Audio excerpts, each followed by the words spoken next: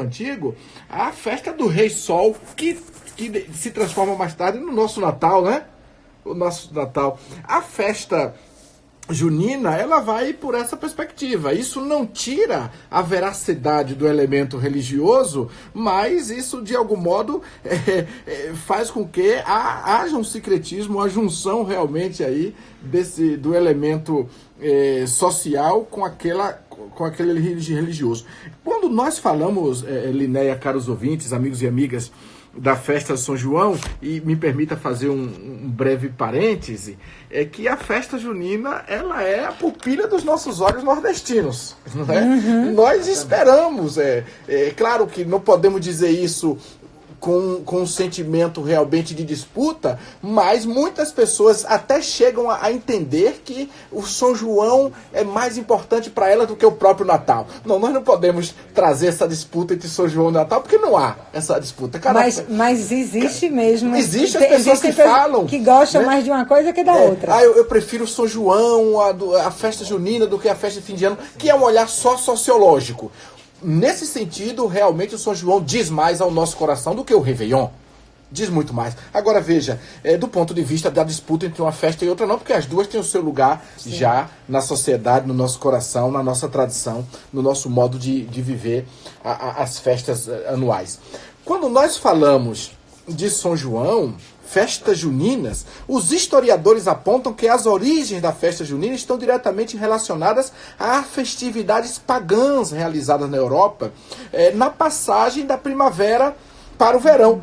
Né? Veja, meu amigo, minha amiga que me escuta agora, que aqui entra o inverno.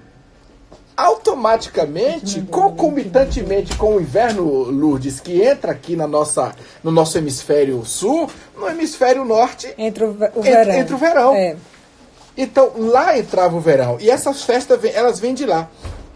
Essas festas eram realizadas como forma de afastar os maus espíritos e qualquer praga que pudesse atingir a colheita, porque o verão era a época da colheita.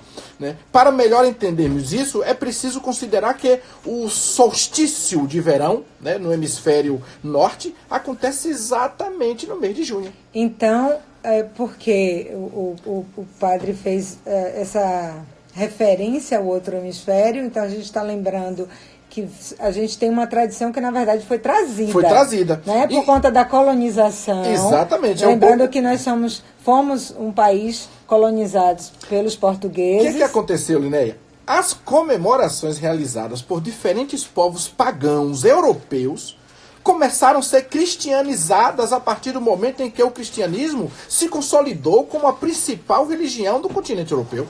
Assim, a festa originalmente pagã foi incorporada ao calendário do festivo católico.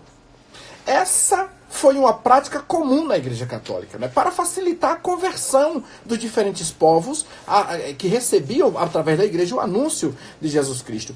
A cristianização da festa está diretamente relacionada ao estabelecimento de comemorações importantes e de figuras do catolicismo importantes. Nesse sentido, nós vamos ter a incorporação direta do nascimento de São João Batista ao mês de junho. Portanto, primeiramente, nós falávamos quando falo no sentido de história, não nós, né? Acho que quem está nos escutando nos entende, né, Marcelo? Exatamente. A gente está falando nós no sentido de conjunto social, né? Uhum. Falávamos de festa joanina. Joanina. Isso aqui o Brasil ainda não era uma república, não era território brasileiro. Não era território brasileiro. Tinham pessoas aqui, mas, né, e que inclusive pessoas que deixam marca na festa junina importantíssimas, como por exemplo a comida. Né? Os índios trazem essa marca muito forte na festa junina. E aí acontece o seguinte, as festas joaninas, que acontecem no mês de junho, se transformam em festa o quê? Junina. Junina. Agora, Liné chamou a atenção que eu falava para ela em off, né, em relação aos ouvintes, que João não é um personagem de tradição folclórica festiva. Isso. Nós estamos falando de um santo sisudo, sim, ele, né, extremamente, inclusive, sisudo, recluso, um homem de oração. As Sagradas Escrituras falam de João como o último profeta, e aquele homem que teve os dois pés em duas realidades muito diferentes. O Antigo Testamento, porque João é remanescente do Antigo Testamento, mas ele vislumbra a promessa do Antigo Testamento. Ele não morre querendo ver a promessa, mas ele toca na promessa que é Jesus Cristo, porque o batiza. Então ele é um homem do Antigo Testamento, do Primeiro Testamento, e é um homem também do Segundo Testamento. E ele era um homem de uma pregação muito firme do arrependimento dos pecados, o batismo de arrependimento, não o batismo de filiação, como é o batismo que Jesus Cristo traz, né?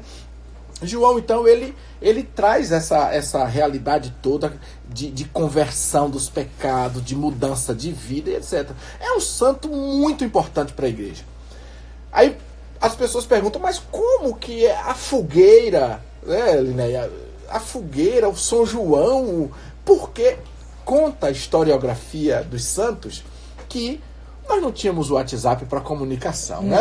De jeito nenhum. A gente pode, Marcelo, digredir aqui com tranquilidade que não tínhamos o WhatsApp, para dizer que não tínhamos as tecnologias de comunicação. Mas tínhamos a inteligência que sempre teve o ser humano, dada por Deus. Então, como era a forma de apresentar o nascimento de uma criança para os amigos, para as amigas daquela família? Faz uma fogueira bem alta, com fogo realmente que clareasse a redondeza daquela aldeia ali, e se anunciaria nesse sentido que todo mundo já sabia que a criança estava sendo esperada, que naquela noite a criança nasceu. Daí vem para nós o São João, dia 24 de junho, com essa questão da fogueira. Um detalhe último, assim, sobre São João, porque muita coisa para falar desse santo, é que ele é o único dos santos, fora, naturalmente, Jesus Cristo, que nós celebramos o nascimento, né? Natal, e celebramos ali a paixão, a morte e a sua ressurreição. Nossa Senhora, a mãe de Jesus, que nós celebramos o nascimento, né? E tem a festa da dormição de Maria. Fora esses dois, São João é o único santo que se celebra as duas festas no cânon da Igreja Católica. Celebra o nascimento, que inclusive, Lourdes, é muito mais forte do que a morte, 29 de agosto. Exatamente. Mas é o único santo que celebramos os dois. E celebramos com muita solenidade, com muita força. A igreja também celebra a morte? A morte de São João, 29 de agosto, martírio de João, sob a espada do rei Herodes. Eu tenho, antes da pergunta, quem está na audiência aqui é Padre Edmundo, ele está vindo de São Vicente e está na audiência, na escuta. Ah, grande amigo. Um abraço pro Padre Edmundo, um amigo, mora comigo, né? Lá, e eu posso dar testemunho que é um grande sacerdote, Feira Santana. A minha pergunta, ela é um pouco, eu vou dizer assim, eu vou puxar um pouco o sal para minha sardinha. Vamos lá. Porque eu faço aniversário no dia 28 de junho.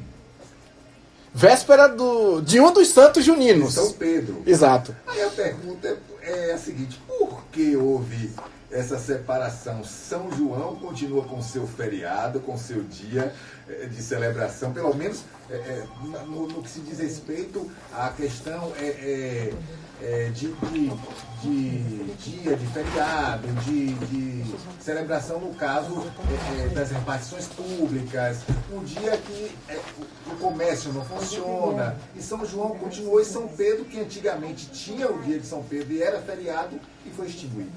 Marcelo, eu digo para você o seguinte, primeiro, desde já, fico feliz de saber que esse é o mês do seu aniversário. Então você é um homem junino. Exatamente. Junino, é um homem de nascimento junino.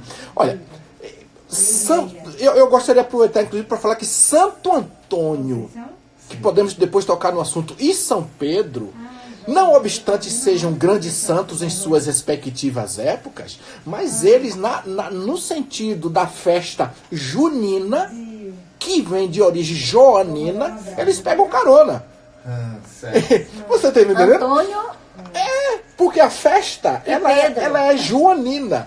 tanto Santo Antônio quanto São Pedro, e aí faz a tríade dos santos juninos, né? Começa a festa, começa dia 12, a véspera de Santo Antônio, e termina dia 29, que é o dia de São Pedro mesmo. Esses dois santos aí, mais periféricos, eles pegam uma carona na grande festa de São João, do dia 24. Mas, sem dúvida, nós não estamos falando do mérito dos santos, né? Estamos falando apenas da questão de por que São João é muito mais forte. Então, a fogueira, a tradição, tudo isso, unido também à música especificamente nordestina, né? Que traz para nós assim uma realidade muito própria de nós nordestinos, entrega a São João a esse período de 23, 24, ou anterior ou posterior, a possibilidade de uma festa realmente mais pujante. Então, a questão, eu acho que, nesse caso, falando do feriado, é uma questão mesmo de repartição pública. Ou seja, existem X datas que podem ter determinados feriados em cidades, no estado e nacional. Sim. O São João realmente é mais forte, né? É mais forte. Pela própria natureza da festa, que é junina. Junina de Joanina. É uma data nacional, se não me engano. Nacional. Reconhecido nacionalmente o dia 24 de... Então, entretanto, se existe cidades, né? Tem muito isso. A cidade, o padroeiro daquela cidade, por exemplo, é São Pedro. Então, naquela cidade pode ser feriado, como é dia Nossa Senhora da Conceição. Tem cidades que é feriado. Então, vai muito também dessa Mas do ponto de vista desses três santos, a festa ela é genuinamente joanina. Que depois, no mês de junho, né, por conta de toda aquela história da chegada do verão na Europa, se torna a festa junina. Né? Festa junina. Acho que um elemento que nós podemos, de maneira muito interessante, se perguntar é qual é a relação entre a festa junina, o forró, né, que é um estilo musical que é muito particular, apesar de que nós gostamos de forró o ano todo, né? Forró e samba. Pois é, mas que é muito particular do mês, do período junino, né? Mas por que onde é que nós encontramos essa ligação às comidas típicas, o forró e o mês, o santo, né? A fogueira nós já explicamos, que é a tentativa realmente, aquela comunicação que existia na época, né? Quando nós falamos do forró, nós temos os historiadores têm duas explicações que, ao meu ver, são explicações realmente muito interessantes. O surgimento do São João tem, portanto, um marco definido, né? Que é o forró, fundamentados por várias suposições de como esse elemento cultural se instalou no Brasil. De acordo com a publicação do portal EBC da Agência Brasil, este ritmo tem origens africanas. O forró teria origem africana. Para o historiador e folclorista Potiguar Luiz, da Câmara Cascudo, ele em entrevista ele disse uma vez que, para esse site da Agência Brasil, que a palavra deriva do termo forró-bodó, que é de origem africana, trazida, portanto, pelos negros africanos, né, parte da sua cultura. E a palavra forró-bodó significaria arrasta-pé, farra, mas também, do ponto de vista lúdico negativo, significaria confusão, desordem. De qualquer modo, é aquele negócio ali no terreiro, aquela festa, que, né, sendo arrasta-pé ou sendo uma desordem, uma confusão. Esse assunto dá pano pra manga. Pois é. Agora, outros estudiosos, melhor dizendo, acreditam que o forró é oriundo da língua inglesa, pela expressão for all, que é venham todos, né? Para todos também, no português. For all. Isso porque no século XX, né, os ingleses estavam empenhados na construção da ferrovia em Pernambuco. Aqui também, Liné, a gente tem uma perspectiva histórica de explicação de por que é tão forte o forró no Nordeste e por que Pernambuco é realmente o berço do forró. Que temos o nosso grande ídolo do forró, que é Luiz Gonzaga, mas por que nessas terras pernambucanas? Então vem daí, do início dessa festa de Venham para Todos, né? Como para distrair durante as noites chuvosas de junho, porque é inverno, né? Inverno os trabalhadores. Tem uma analogia também com a questão da... Eu não sei se é Pernambuco ou se é Alagoas, que tem a questão da base de Alcântara. Não, base de Alcântara ou Maranhão? Maranhão, né? Sim. Esse Maranhão, que tinha os americanos, parece na base de Alcântara, e que eles faziam essas festas e convidavam, e que eram forró, sim, para todos. Para mesmo, todos. Né? Veja que em 1937 surge a primeira evidência concreta do estilo musical, com a canção Forró na Roça, de Manuel Queiroz e Xerém. Porém, é com Luiz Gonzaga, no início da década de 1950, que o forró se tornou um ritmo conhecido em todo o Brasil, levando em consideração as informações trazidas por esse site EBC da Agência Brasil. Mestre Lua, Sivuca, Genival Lacerda, Marinês e Dominguinhos, nós entendemos que são, e realmente o são, né? Ícones do gênero musical, juntamente com Luiz Gonzaga. Então é um pouco isso, né? Vem de várias matizes. Eu iniciei essa conversa dizendo da mixigenação, Lourdes, do sincretismo que havia em tudo isso. E também tem muito a ver, né? A gente vê com os pratos, tem muita característica nordestina, de alegria, também indígena, né? Tem muito desses pratos aí que vem também de tribos indígenas. Acho que é uma mistura bonita, né? E gostosa, eu acho isso. Uma mistura brasileira, tipicamente brasileira. Tipicamente brasileira. Lourdes, e no aspecto mais, digamos, da Igreja Católica, a gente tem as festas em si e o que vocês...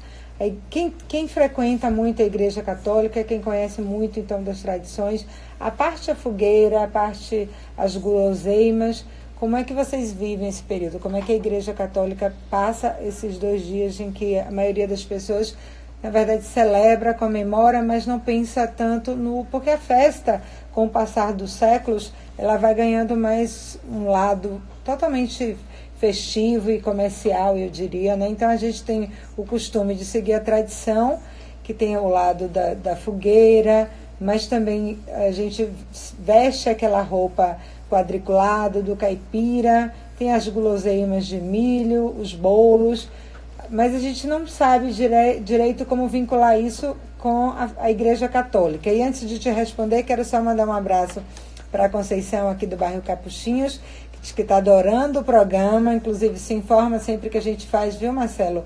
A abertura com o radar, ela acompanha o panorama que a gente apresenta, e ela já é ouvinte de Lourdes Rocha, diz que está adorando o papo sobre as tradições católicas. Conceição, um abraço. Olha só, tem toda essa questão cultural que o Padre Gerson, essa história histórica que o Padre Gerson nos traz, né?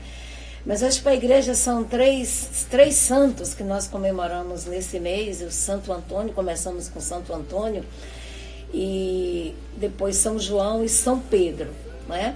Tem muito, eu acho que a igreja vive muito na questão dos padroeiros, dos testemunhos que esses homens trouxe, deixou esse legado para a igreja, para a nossa fé.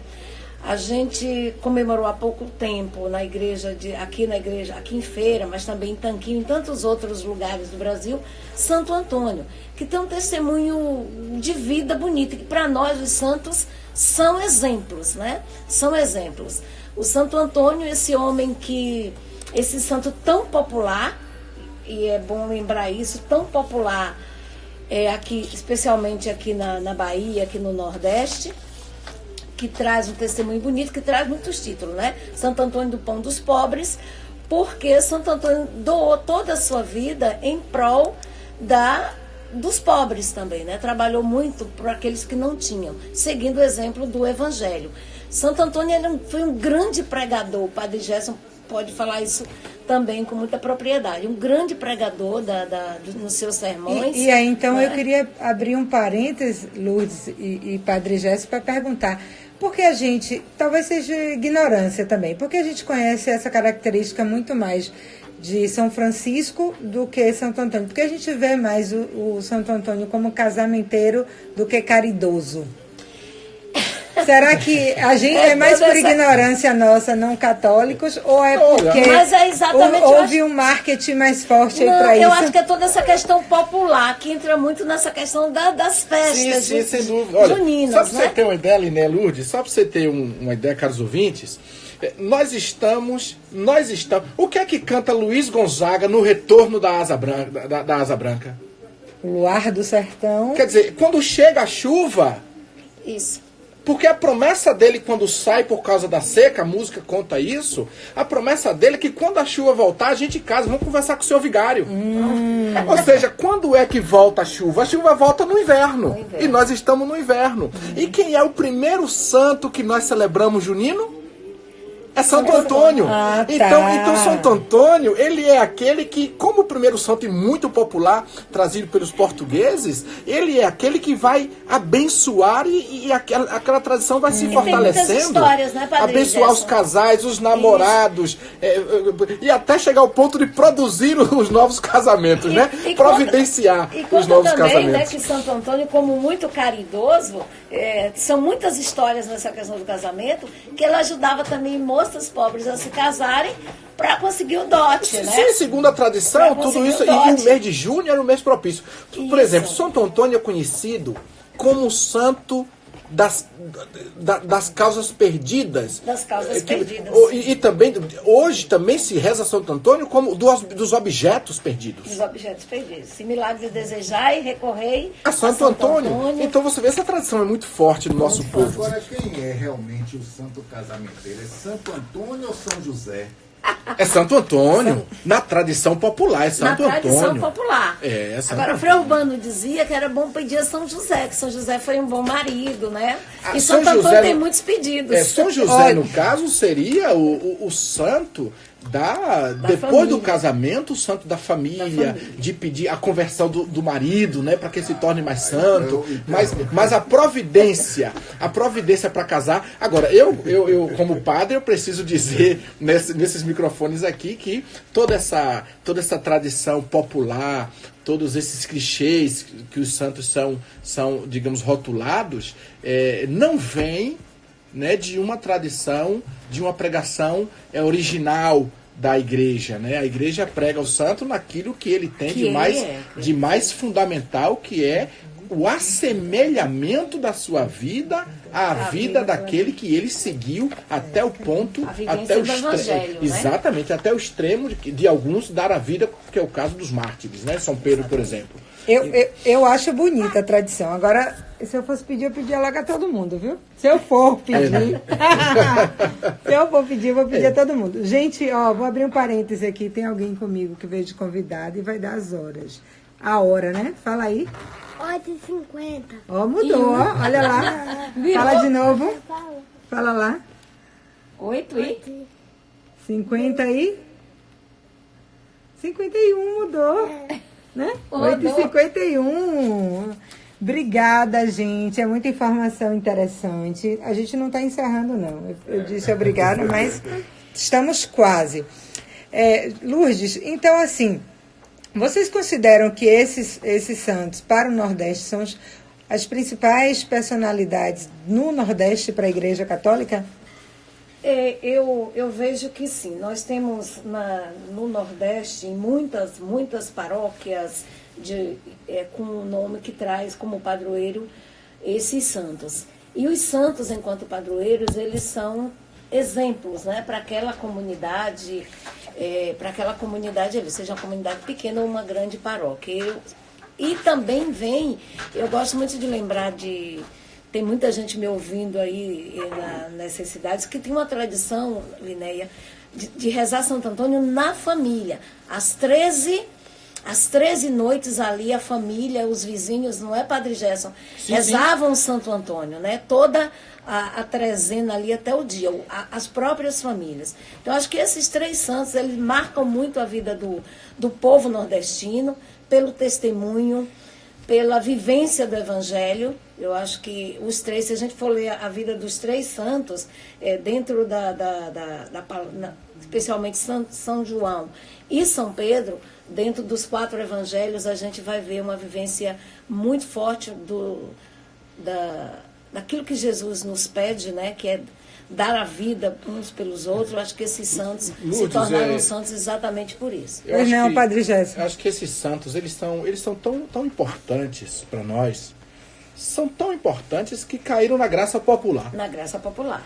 Mas eles caíram para dizer o seguinte, não foi possível contê-los no irradiamento da sua grande mensagem de segmento de Jesus, a sua grande mensagem de que vale a pena ter um Senhor e um Mestre. Não foi possível contê-los apenas dentro dos muros dos cânones da igreja. Mas é isso que eu ia lhe perguntar. Eles caíram talvez por um trabalho mais de comunicação da igreja em relação ao que eles são, ou eles caíram realmente por conta da personalidade, da forma como eles se comunicavam? Eu diria que nenhum e nem outro, Linéia. Eu diria que eles caíram na graça popular porque os santos, eles são modelos de vida, e ao passo que as pessoas foram identificando nas suas necessidades o tempo, como por exemplo a chegada do inverno para nós do hemisfério sul, a festa popular religiosa de Santo Antônio,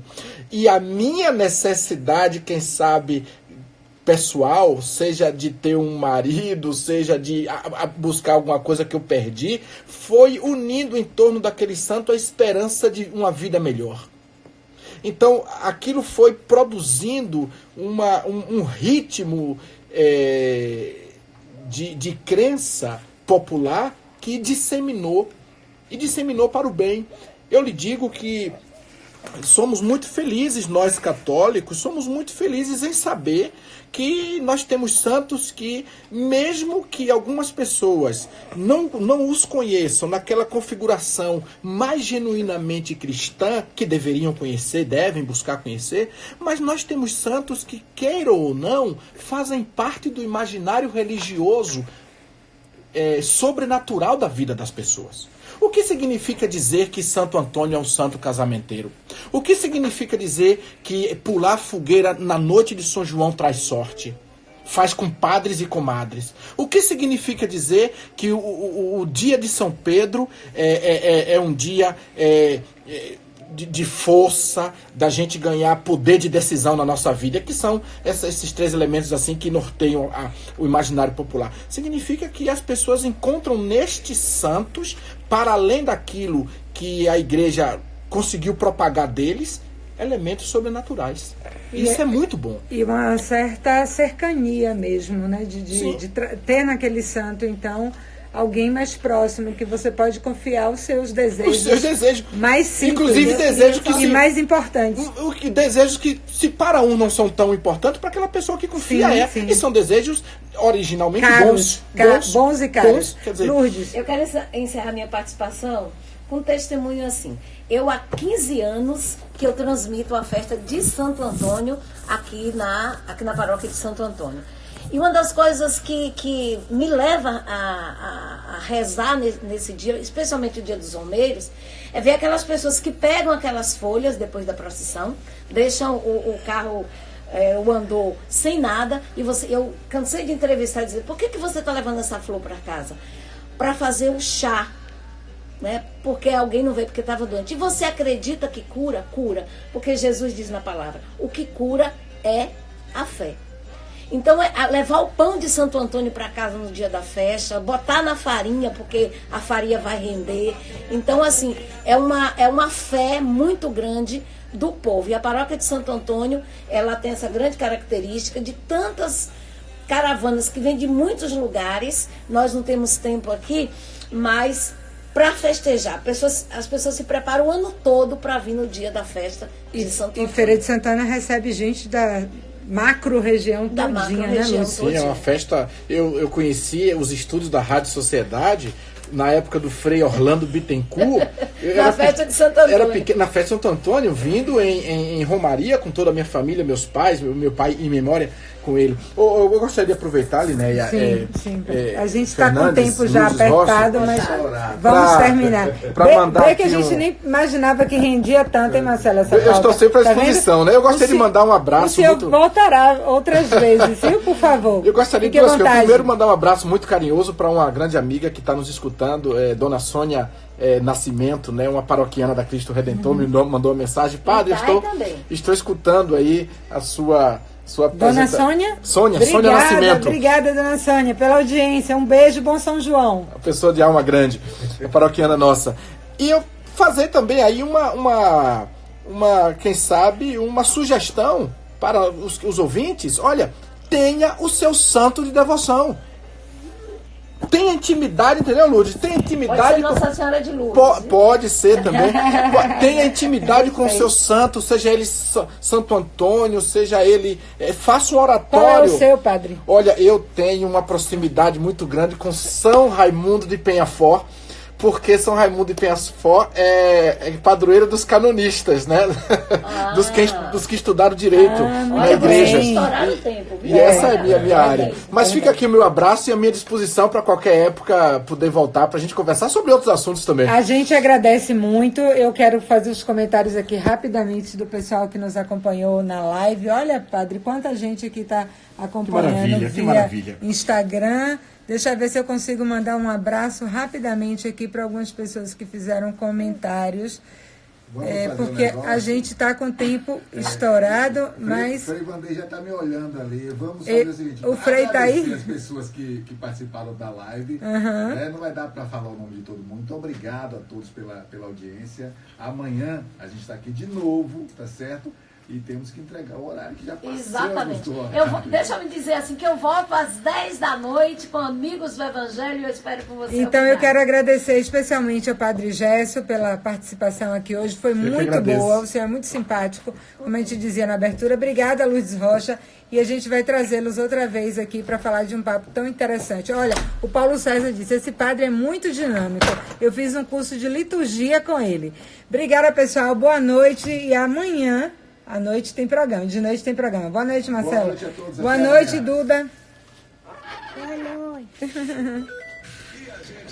Olha, gente, dá um beijinho aqui, Duda. Todo mundo que participou da live, manda um beijo. Tchau, gente. Até amanhã. Muito obrigado. Tchau. De quem? Pega ali, Duda, por favor. Vou pegar. Obrigada, Padre Gerson. Um prazer, viu? Tchau. Tchau, querido.